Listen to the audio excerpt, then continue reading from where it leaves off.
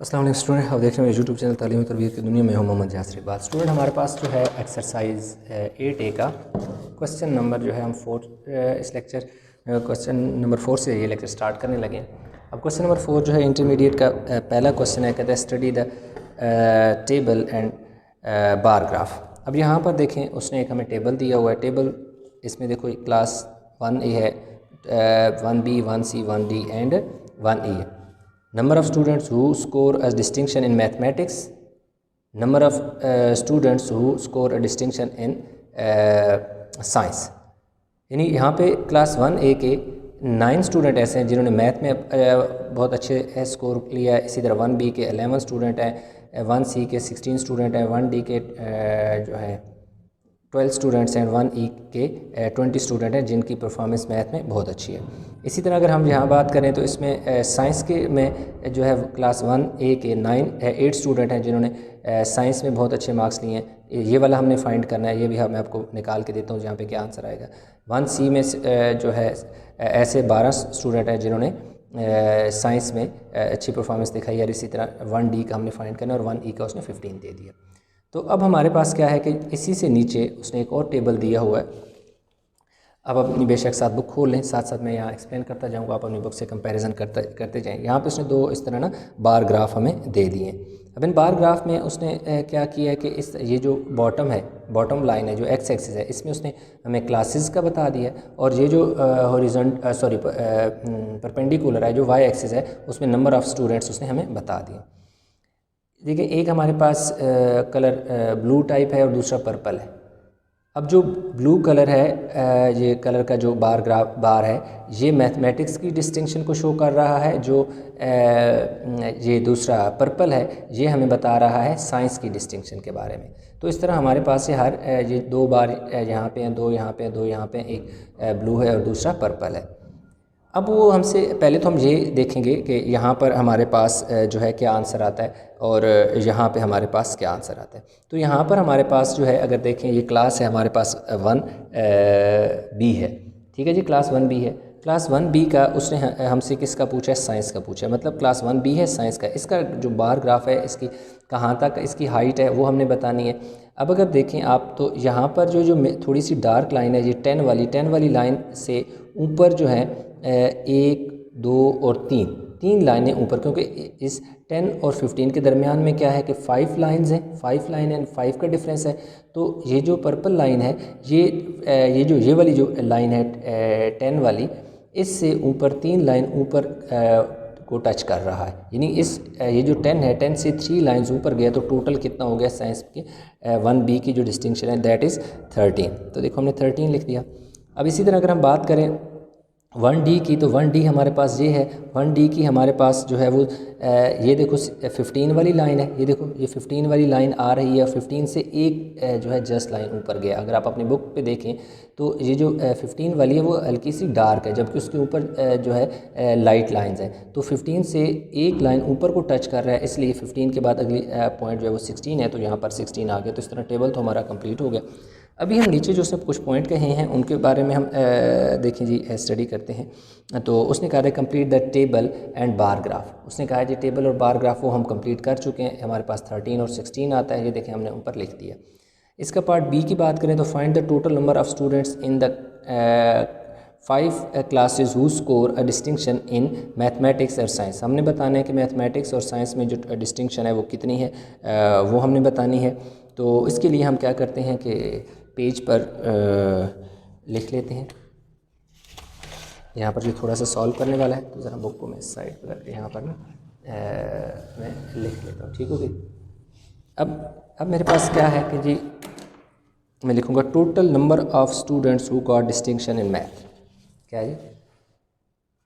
Total number of student who got distinction in maths. देखो वो कितने। अब देखो हमारे पास 9 है। मैं पहले ये सारी वैल्यू लिख लेता हूँ, फिर मैं आपको बताऊँगा। 9 + 11 प्लस 16, 12 और 20 है। कैसे? अब देखें, दूसरा भी मैं लिख लेता हूँ, फिर एक ही साथ में बता दूँगा। अब मैं नीचे लिखता हूँ जी, total number of students who got distinction in science. तो साइंस वाले जो हमारे पास हैं जी, वो 8 + 13, 8 + 13 + 12 + 16 + कितने हैं जी, 15 है। तो ये जो टोटल हैं जी हमारे पास, अगर हम इन्हें ऐड करें, साइड पे मैं कैलकुलेटर पे ऐड कर लेता हूँ, ये 68 आ गया। दूसरी भी अब ऐड कर लेता हूँ,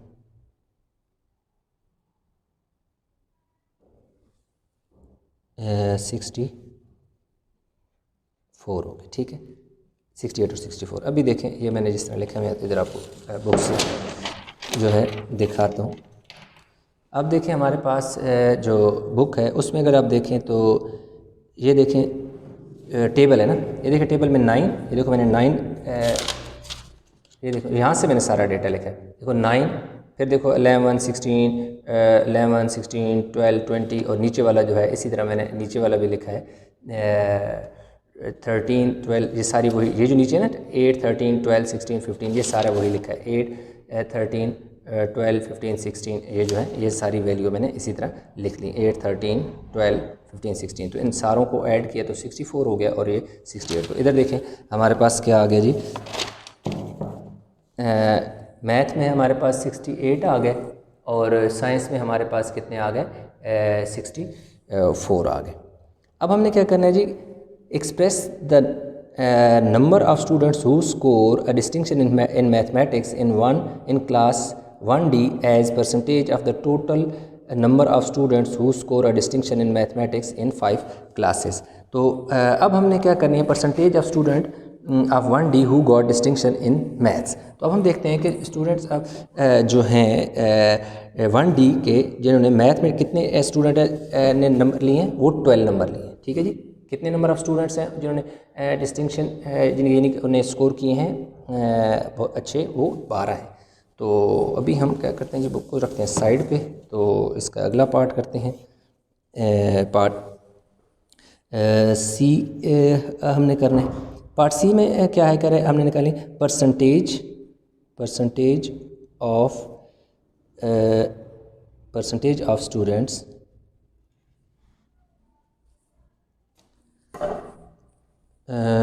percentage of students of class 1D who got distinction in maths, कि मैथ्स में जो डिस्टेंस हासिल की।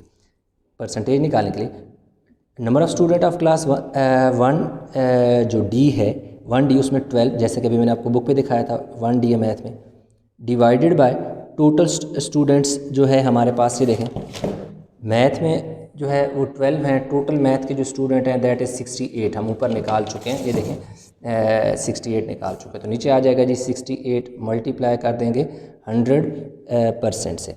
ठीक हो गया जी। अब हम ऐसा करते हैं कि जब ऊपर आ जाएगा जी 12 को जब 100 से मल्टीप्लाई करेंगे तो 1200 आ जाएगा, नीचे 68 आ जाएगा और साथ क्या आ जाएगा जी, परसेंटेज का साइन। इसको थोड़ा सिंप्लीफाई कर लेते हैं 2 के टेबल से, 2 3 ज़र 6, 2 4 ज़र 2 6 ज़र 2 0 ऊपर चले गए, हमारे पास आ गया जी 600 ओवर 34%। फिर अब 2 के टेबल से कैंसिल होते हैं, 2 3 ज़र 6, 2 0 हैं ऊपर चले जाएंगे, 2 1 ज़र 2 7 ज़र तो 17 आ गया 300। अगर आपको इस तरह कटिंग नहीं आती तो सिंपल आप क्या करें, 2 के टेबल से यूँ 34 को 2 से डिवाइड करें ना, तो 2 1 ज़र क्या आ गया जी 2, पीछे 1 बचा, ऊपर से 4 तो 2 7 ज़र 14, इस तरह भी आप कर सकते हैं।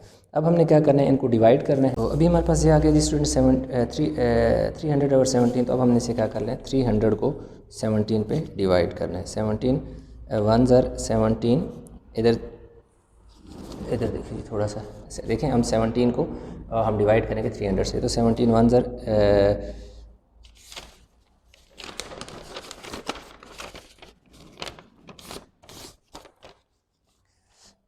अच्छा, तो स्टूडेंट अभी हमारे पास ये देखो 300 अगर 17 आ गया। अब हमने इनको क्या करना है, डिवाइड कर। ये देखो हमारे पास 300 है, उसको हमने 17 पे डिवाइड करना है। 17 वन ज़र 17, पीछे जी इधर से कैरी लिया, 10 में से 7 गए 3, इधर 2 में से 1 गया 1, ऊपर से आ गया 0। तो अब हमने क्या करना है, 130 पे लेके जाना है। तो 17 को 7 से मल्टीप्लाई करके चेक करते हैं। 17 7 7 ज़र 49 और 4 कैरी चले गए, 7 1 ज़र 7, हाँ तो करीब चला गया। 119 किससे मल्टीप्लाई किया, 7 से, तो 119। तो पीछे हमारे पास कितना जी, 1 1। तो हमारे पास इसका देखिए आंसर क्या आ जाएगा, 17 11 और 17%, 11। तो जी हमारे पास इसका क्या आ गया जी, जब हमने डिवाइड किया तो इसका हमारे पास आंसर आ गया जी 17 11 और 17% इसका क्या आ गया आंसर। तो इस तरह हमारे पास जी क्वेश्चन नंबर 4 का पार्ट सी हो गया। अब हमने क्या करना है, पार्ट डी करना है। तो पार्ट डी को हम कर लेते हैं जी इसके अगली वाली साइड पे। अब जो पार्ट डी है उसमें कहता है कि पार्ट डी में वो कह रहा है कि if there are 40 students in class 1D, find the percentage of the students in class who score a distinction in science। अब हमने इसका निकालना है कि अगर कह रहा है 1D में अगर 40 स्टूडेंट हों तो उसकी परसेंटेज निकालनी है जिन्होंने साइंस में डिस्टिंक्शन दिखाई है। तो अब हमारे पास क्या है जी, टोटल हमारे पास if total students of 1D is equal to 40, हम लिख देंगे इफ़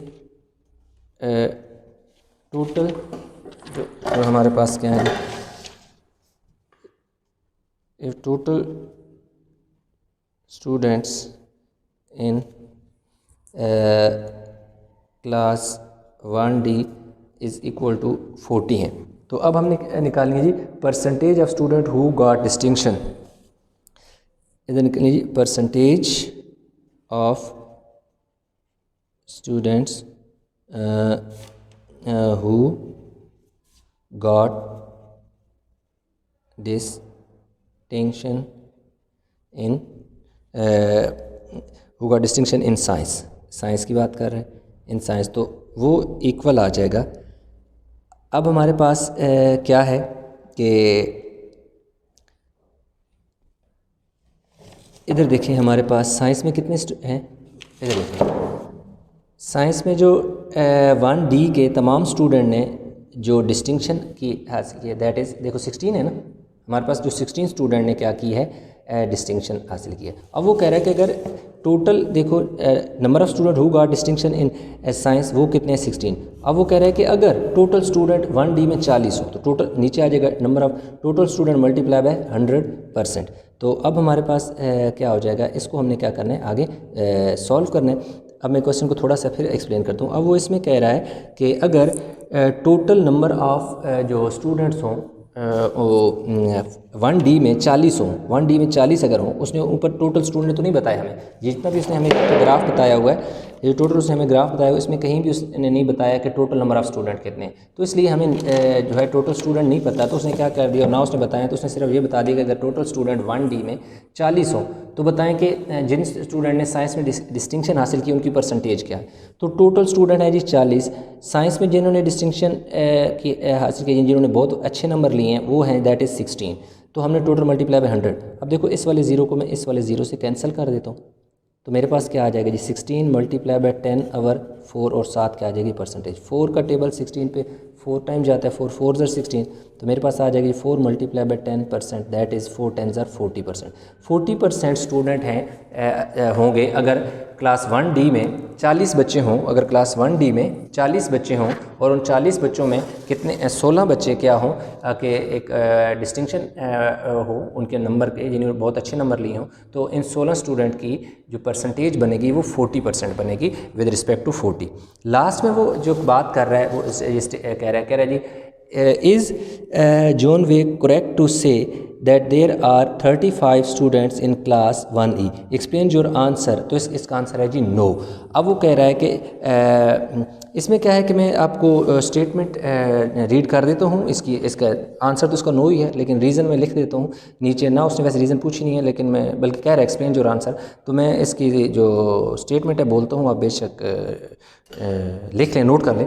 तो आप क्या लिखोगे? नो के बाद लिखोगे जॉन way is incorrect to say that there are 35 students in class 1E।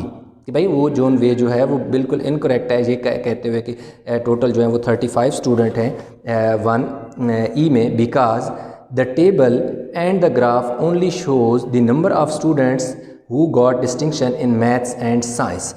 क्योंकि हमारे पास सिर्फ वो स्टूडेंट हैं, स्टेबल जो ग्राफ है उसमें उसने बताया है सिर्फ 2 सब्जेक्ट में, जिसमें साइंस में और मैथ में। तो देखिए ना, सिर्फ कोई भी क्लास जो है उसमें 2 सब्जेक्ट तो नहीं पढ़ाए जाते, 2 से ज़्यादा सब्जेक्ट पढ़ाए जाते हैं। तो इसलिए उसकी जो बात है वो गलत है, क्योंकि वो 35 इसलिए कह रहा है ना, वो 35 इसलिए कह रहा है कि ये देखो एक में जो 1E है ना, एक में हमारे पास देखो 15 है और दूसरे हमारे पास क्या है 20 है। तो 20 और 15 को ऐड करके 35 बता रहा है, कह रहा है 35 है। तो कह रहा है ऐसा नहीं है, 35 नहीं है। कुछ ऐसे भी स्टूडेंट हो सकते हैं जो दोनों सब्जेक्ट में भी डिस्टिंक्शन उनकी हो सकती है, मैथ और साइंस में, और ऐसे भी स्टूडेंट हैं। और दूसरी बात ये भी है, रीज़न है कि बहुत सारे और भी सब्जेक्ट हो सकते हैं जो अदर देन दीज 2 सब्जेक्ट्स हैं। तो इसलिए इसका रीज़न क्या है? नो है।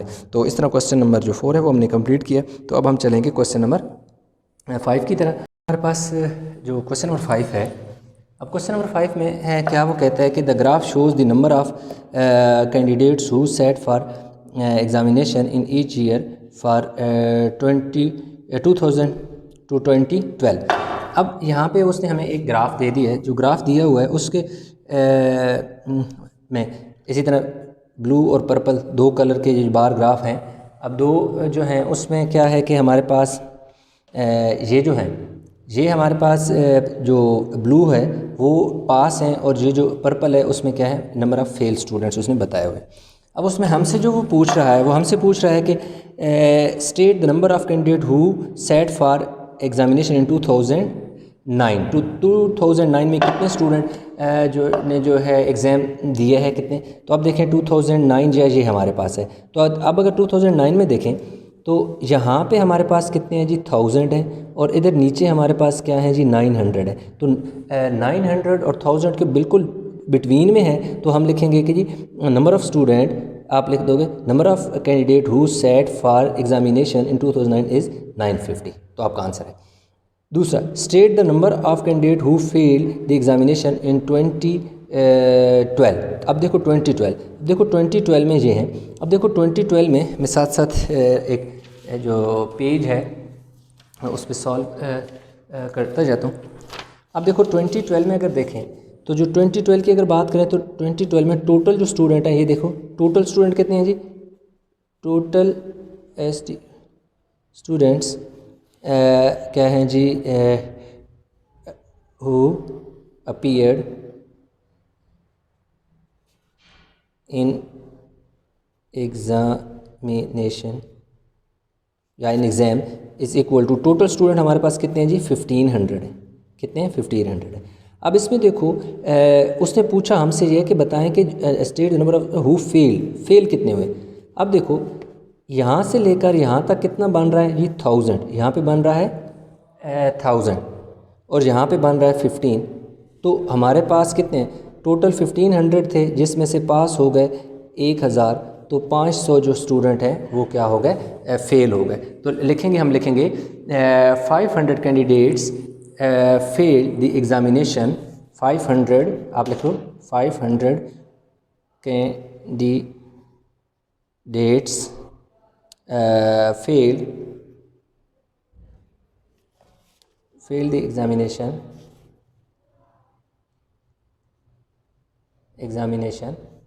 इन 2012। तो इस तरह हमारे पास ये वाला भी पार्ट हो गया, ये वाली। अब आता है हमारे पास जो पार्ट 3। अब पार्ट 3 में कह रहा है express the number of candidate who failed the examination in 2012 as percentage the total number of candidate who failed in the examination in 6 years. अब देखो वो हमसे ये पूछ रहा है कि टोटल नंबर जो ये 500 स्टूडेंट फेल हुए हैं ना, उन 500 स्टूडेंट की परसेंटेज निकालो उन तमाम स्टूडेंट के साथ जो 6 सालों में फ़ेल हुए। मतलब एक तो 500 स्टूडेंट तो फेल हुए हैं 2012 में, यानी 500 स्टूडेंट्स जो हैं वो फेल हुए हैं 2012 में। देखो 2011 में भी कुछ स्टूडेंट फेल हुए हैं, 2010 में भी फेल हुए हैं, 2009 में भी हुए हैं, 2008 में भी हुए हैं, 2007 में भी फेल हुए हैं। तो हमें सबसे पहले क्या निकालेंगे, जो नंबर ऑफ़ निकालें, total number of student fail student. क्या निकालने जी? Total number of fail student हमने निकालने हैं कि total number of fail student कितने हैं।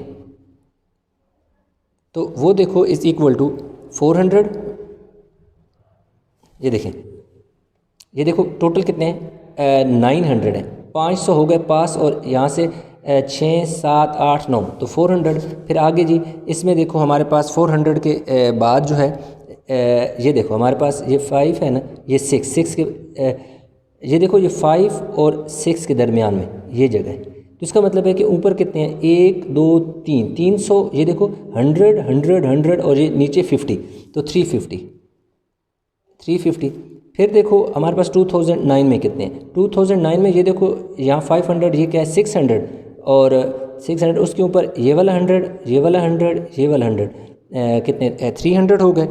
और एक हमारे पास क्या है जी, ऊपर आ जाएगा सेकंड, हमारे पास कितने हैं जी 350। इसमें भी देखो 350 है। कैसे, ये देखो 100 200, यानी यहाँ से लेकर यहाँ तक 100, फिर यहाँ से लेकर यहाँ तक 100, फिर यहाँ तक 100 और ऊपर ये देखो हाफ है ना, इन दो लाइनों के बीच में है ना, तो 50, तो 350 और आ जाएंगे। अब इससे आगे हमारे पास देखो, ये देखो यहाँ 500 है, यहाँ 600, यहाँ 700, ये 700 हो गए पास। ऊपर देखो 100 200 300 400, तो ऊपर हमारे पास कितने आ गए जी 400 प्लस। अब इसके बाद इसकी अगर बात करें तो इसमें हमारे पास 400 के बाद कितने हैं जी, ये देखो यहाँ तक हो गए स्टूडेंट पास। इसके ऊपर 100 एक, ये वाला 200, ये वाला 300, ये 400 और ये देखो 400 से ऊपर हाफ है, तो 450 प्लस 450 के बाद देखो हमारे पास यहाँ पे तो जो 500 हमने अभी निकाले हुए थे ना, कि यहाँ 1000 है और यहाँ 1500 है, तो टोटल यहाँ पे कितने फेल हुए हैं, 500 फेल हुए, 500। तो अब हम इन्हें क्या करते हैं जी, कैलकुलेशन कर लेते हैं सारों की। ये हमारे पास आ गया जी 2450 स्टूडेंट्स जो हैं फेल इन 6 years, 6 सालों में 2450 फेल हुए। परसेंटेज ऑफ फेल स्टूडेंट निकालनी है, परसेंटेज ऑफ फेल स्टूडेंट्स हमने निकालनी है इन 2012 में परसेंटेज निकालनी है कि 2012 में जो स्टूडेंट फेल हुए हैं उनकी परसेंटेज टोटल के हिसाब से कितनी बनती है। 2012 में कितने स्टूडेंट फेल हुए थे जी, 2012 में 500 स्टूडेंट फेल हुए थे। ये देखो हमने ऊपर 2012 में ये देखो 500 स्टूडेंट निकाले थे जो 2012 में फेल हुए थे। अब डिवाइड बाय टोटल स्टूडेंट हम करेंगे, डिवाइड बाय टोटल स्टूडेंट हमारे पास 2450 है, मल्टीप्लाई बाय 100% हो गया जी, मल्टीप्लाई बाय 100%। तो इस तरह हमारे पास इसकी हमने निकाल लेनी है जी परसेंटेज। तो ये देखें, इस वाले ज़ीरो को तो इस ज़ीरो से कर दो ना कैंसिल, तो 500 को 10 से मल्टीप्लाई करोगे तो ये कितना आ जाएगा जी 5000 आ जाएगा, और नीचे आपके पास आ जाएगा जी 245, ये कुछ भी नहीं है 7% के साथ 245। तो अब हम क्या करते हैं जी, इसको ले लेते हैं एक पेज जिस पर इसको हम करते हैं मज़ीद फर्दर इसकी डिवीजन।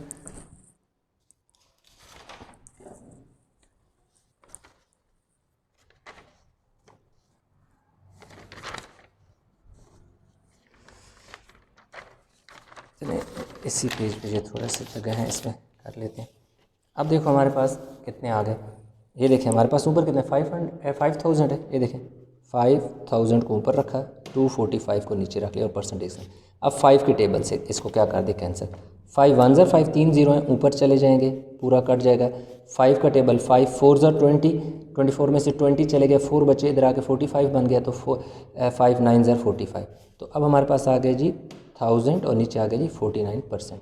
अब हम करते हैं जी 1000 को डिवाइड करते हैं किस पे 49, तो 49 2 ज़र कितना आ गया जी 98, ज़ीरो ऊपर भी लगा दो, ज़ीरो ऊपर भी नीचे लगा दो, तो ये आ जाएगा 1000 से 980 हमने क्या कर लेने हैं माइनस, तो हमारे पास पीछे कितना बच जाएगा जी, यहाँ 9, यहाँ 10, 10 में से 8 गए 20।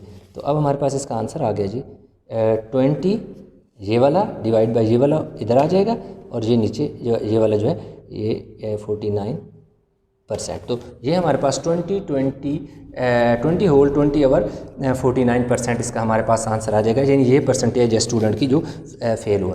अब कुछ स्टूडेंट अक्सर ये सवाल करते हैं कि सर आपने ऐसे किस तरह लिख दिया, आपने क्या हम इसको डेसिमल में लिख सकते हैं या नहीं लिख सकते। देखें आप इस तरीके से भी लिख सकते हैं, इन दोनों को 49 को अगर डिवाइड करें 1000 पे, तो आपके पास कुछ वैल्यू आ जाएगी 20.4 समथिंग, ऐसा कुछ आ जाएगा, ठीक है। तो अब बात ये है कि ये डिपेंड करता है कि आपके जो टीचर है उसके, कि वो किस तरह की डिमांड करता है। अदरवाइज़ दूसरी बात देखें तो बुक के आखिर में अगर हम बात करें तो बुक के आखिर में ये वाला आंसर आ रहा है, तो बेहतर है कि आप ये वाला आंसर निकाल लें। अगर ये वाला आंसर नहीं है, वो वाला आ रहा है, तो वो भी ठीक है, लेकिन वो वही बात है कि टीचर के मूड पे या उनकी डिमांड पे डिपेंड करता है। गलत दोनों नहीं है, ठीक दोनों ही ठीक हैं, दोनों का मतलब एक ही है। वो डेसिमल में लिखा हुआ है, ये दूसरी तरह लिखा हुआ है फ्रैक्शन में। तो हमारे पास ये हो गया जी क्वेश्चन नंबर 3 का भी पार्ट। अब हमारे पास आ गया जी क्वेश्चन 4 में क्या करें, कह रहे comment the trends in the percentage of successful candidate through over the 6 years, provide a reason for this trend.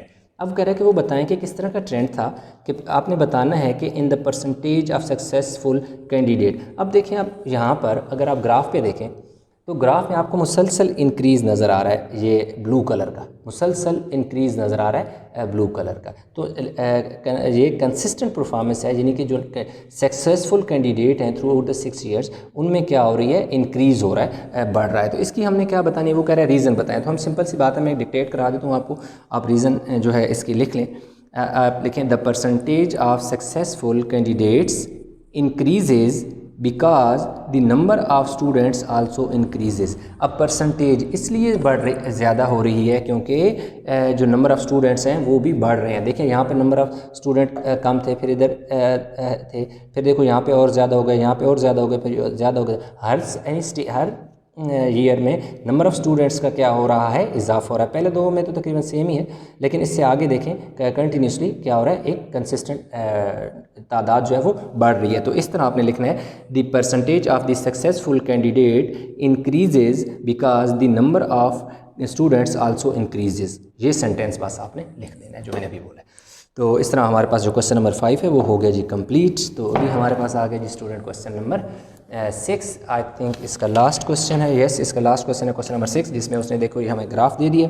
अब इस ग्राफ में ये इस तरफ उसने दे दिया जी हमें number of workers employ in each shop हर, और इस तरफ हमारे पास ये एक्स एक्सिस पे उसने नंबर ऑफ़ वर्कर दे दिए और वाई एक्सिस पे उसने नंबर ऑफ़ शॉप्स दे दी। अब थोड़ा सा इस टेबल को मैं एक्सप्लेन करता हूँ, फिर आगे नीचे मुख्तसर सा सवाल है वो भी हम कंप्लीट कर लेते हैं। अब देखो नंबर ऑफ़ वर्कर, यानी 4 शॉप ऐसी हैं, देखें ये 4 है, ये 4 शॉप है, ये 4 शॉप ऐसी हैं जिनमें एक एक बंदा है। हो सकता है उस बंदे ने जिसने शॉप खोली छोटी सी शॉप है, किसी ने कोई छोटी सी शॉप, कोई भी लाइक इजी लोड या इस तरह का कोई भी एक शॉप है जिसमें एक ही बंदा रिक्वायर्ड है, तो उसने एक ही बंदा है उसमें, तो 4 शॉप ऐसी हैं जिनमें एक एक बंदा है। अब देखो इसमें ये देखो 6 शॉप, ये 6 शॉप, ये देखो ना 6 के बिल्कुल सामने 6 शॉप्स ऐसी हैं जिनमें 2-2 बंदे, मतलब 6 शॉप ऐसी हैं 2-2 बंदे। अब क्यों 2 बंदे, क्योंकि उनकी रिक्वायरमेंट 2 होगी इस हिसाब से। अब देखें आगे देखें तो 15 शॉप ऐसी हैं जिनमें 4 शॉप ऐसी हैं 5 शॉप ऐसी हैं जिनमें 3 बंदे हैं। इसी तरह आगे देखें तो 3 शॉप ऐसी हैं जिनमें 4 बंदे हैं। इसी तरह 2 शॉप ऐसी हैं जिनमें 5 बंदे हैं। ये ऊपर मैंने जो वैल्यू लिखी है ये भी मैं आपको एक्सप्लेन करता हूँ, वो क्योंकि डेटा निकालने के लिए मैंने मेंशन की थी इसलिए।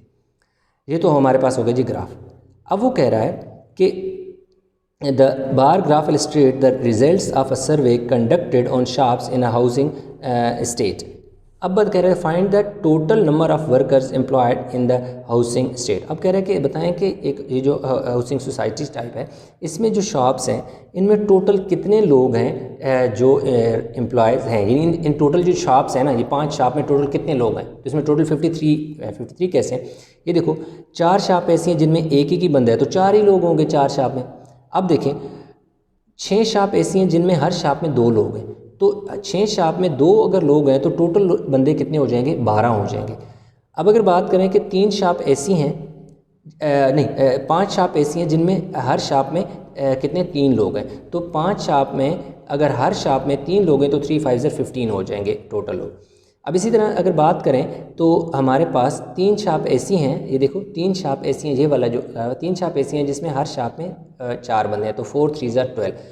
अब इसी तरह 2 शॉप ऐसी हैं जहाँ हर शॉप में 5 लोग हैं तो टोटल 2 5 10 हो जाएंगे। तो अब अगर इन टोटल को हम ऐड करें, ये देखिए हमारे पास ये साइड पे मैंने ऐड किया हुआ है, ये देखिए हमारे पास 10 है, फिर देखो 12 है, ये 15 है, ये हमारे पास 12 है और 4 है, टोटल हमारे पास कितने हो जाएंगे 53 हो जाएंगे। ये क्वेश्चन मैंने एक प्रॉपर एक सीक्वेंस से सॉल्व भी किया हुआ है, सिर्फ समझ लें। मैं आपको वो पूरा पेज पे दिखा भी दूंगा कि इसको इस तरह अपने स्टेटमेंट के हिसाब से कैसे लिखना है। तो पहला आपका हो गया दैट इज़ 53% लोग हैं इसमें। अब अगला वो कहते हैं express the number of shops hiring 3 or more worker as percentage to the total number of shops in the housing state. अब वो कह रहे हैं हमने उन शॉप की कह रहे हैं परसेंटेज मुझे निकाल के बताओ जिन्होंने 3 या 3 से ज़्यादा लोगों को एम्प्लॉय किया हुआ है। अब देखें अगर इसने ये जो शॉप है 6 शॉप है, इन्होंने 2 लोगों को एम्प्लॉइज़ को यानी रखा हुआ है, 2 वर्कर हैं। ये देखो इनके पास 3 है, इनके पास 4 है, इनके पास 5 है। तो कह रहा है कि जिनके पास 3 या 3 से ज़्यादा वर्कर हैं उनकी परसेंटेज निकाली हमने। अब देखो ये कितनी शॉप है, ये देखो हमारे पास 5 शॉप ऐसी हैं जिनमें 3 लोग हैं। इसी तरह यहाँ हमारे पास 4 शॉप ऐसी हैं जिनमें हमारे पास कितने हैं जी 4 वर्क जो है 3 शॉप ऐसी हैं जिनमें 4 वर्कर हैं और 2 शॉप ऐसी हैं जिसमें 5 वर्कर हैं। तो हमने क्या करना है, ये देखें हम आपको दिखा देता हूँ क्वेश्चन। पहला ये देखो जिस तरह पहले मैंने किया total number of worker in housing society. अब देखो पहली शॉप में 4 लोग हैं, ये देखो ऐसे, ये पहली शॉप में 4 लोग थे तो number of workers first shop 4 है। अब देखो number of worker second, number of worker in third shop, number of in fourth shop and number of worker in fifth shop. तो इस तरह ये देखो मैंने सीक्वेंस में पहली शॉप में 4 हैं, दूसरी में 12 हैं, तीसरी में 15 हैं, चौथी में 12 हैं और फिर 10 हैं। तो जब in total number of workers in सारों को मैंने ऐड किया तो 53 हो गया।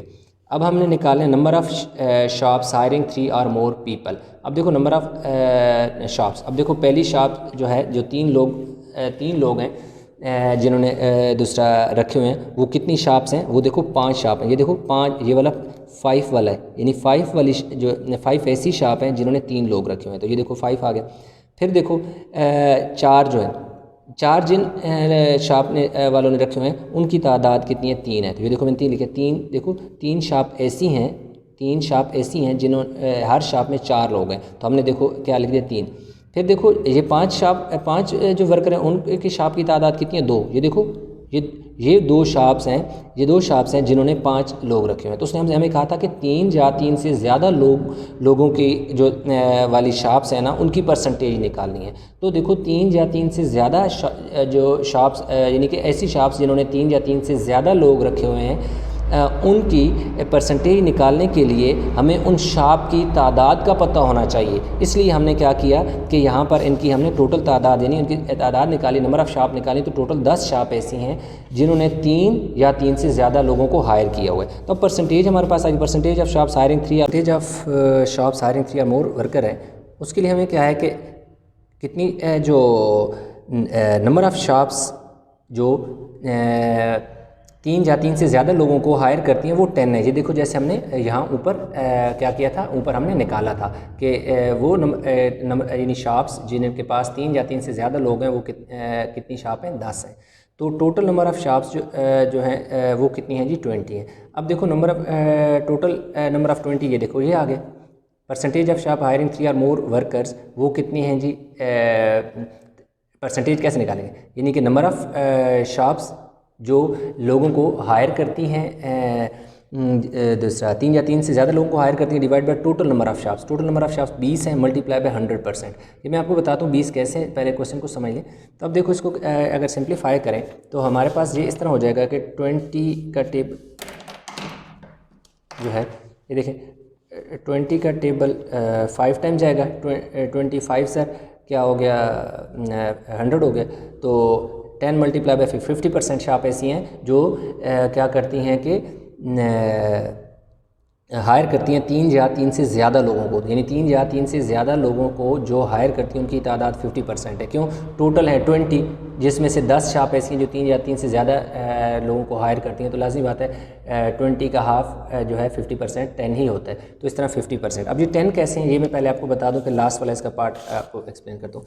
अब यहाँ पर अगर आप देखें तो यहाँ पर देखो टोटल नंबर ऑफ़ शॉप्स का मतलब है कि ये देखो टोटल 1 2 3 4 5, ये तो मतलब उस तरह एम्प्लॉयज़ की तादाद है ना। यहाँ पे देखो नंबर ऑफ़ शॉप्स है। अब देखो यहाँ कितनी शॉप्स हैं, 4 हैं। ये देखो इसके बीच में मैं क्या लिख लेता हूँ, ये देखो 4, ये 4 शॉप्स हैं। अब इसमें देखें, इसमें हमारे पास यहाँ कितनी शॉप्स हैं, ये देखो 6, तो ये आके इधर 6 शॉप्स। अब यहाँ देखें कितनी शॉप हैं, ये देखो 5, ये देखो कितनी है जी 5। ये कितनी है, यहाँ देखो ये 3 शॉप्स हैं, और ये देखो यहाँ बिल्कुल 2 के सामने तो 2, तो ये देखो कितनी हो गई 6 और 4 10 10 और 5 15 15 और 3 18 18 और 2 20, तो total number of shops is equal to 20 हमारे पास हैं। इस तरह आप चाहें तो आप यूँ ही लिख दें 4 प्लस इसमें इज इक्वल टू, इसके आगे बेशक लिख लें 4 plus 6 plus 5 plus 3 plus 2 is equal to 20 है। तो इस तरह हमारे पास ये 50% जो है आ गई, इसकी परसेंटेज आ गई उन शॉप्स की जो 3 या 3 से ज़्यादा लोगों को हायर करते हैं, वो भी हमने निकाल ली। लास्ट में पूछता है सजेस्ट वाई सम शॉप्स एम्प्लॉय मोर वर्कर्स देन अदर्स। तो ये देखें, इसका वैसे पीछे ना उसने आंसर दिया हुआ है, अगर पेपर में पूछते हैं तो आपने भी लिख देना। इस तरह एक सेंटेंस मैंने लिखा है, आप अपने हिसाब से भी लिख सकते हो, मैं आपको वैसे एक्सप्लेन कर देता हूँ। देखो, हर जो ऑर्गेनाइजेशन होती है वो नंबर ऑफ़ एम्प्लॉयज़ जो है वो अपनी कैपेसिटी के हिसाब से जो है वो हायर करती है। अब जो ऑर्गेनाइजेशन बड़ी है, जिसकी काम ज़्यादा है, तो वो ज़्यादा लोगों को हायर करते हैं, जिनकी कम तादाद है वो कम लोगों को हायर करते हैं। तो सिंपल मैंने यहाँ लिखा है कि every shop employ workers according to their business capacity और नीड्स, यानी अपने बिजनेस की कैपेसिटी और नीड के मुताबिक जो है शॉप्स को शॉप वाले जो हैं वो नंबर ऑफ़ एम्प्लॉय को एम्प्लॉय करते हैं, नंबर ऑफ़ वर्कर को यानी जॉब देते हैं, रखते हैं। तो आई होप कि लेक्चर समझ आ गया होगा। क्वेश्चन में अगर कहीं कन्फ्यूजन है तो नीचे कमेंट में ज़रूर बताइएगा। वीडियो कैसी लगी है नीचे कमेंट में इसका इज़हार ज़रूर कीजिएगा। वीडियो को लाइक करें, शेयर करें, और अगर चैनल को अभी तक आपने सब्सक्राइब नहीं किया तो चैनल को ज़रूर सब्सक्राइब कर लें। तो इंशाल्लाह मिलते हैं एक नए लेक्चर के साथ, तब तक अपना बहुत सारा ख्याल रखिएगा। अल्लाह हाफ़िज़।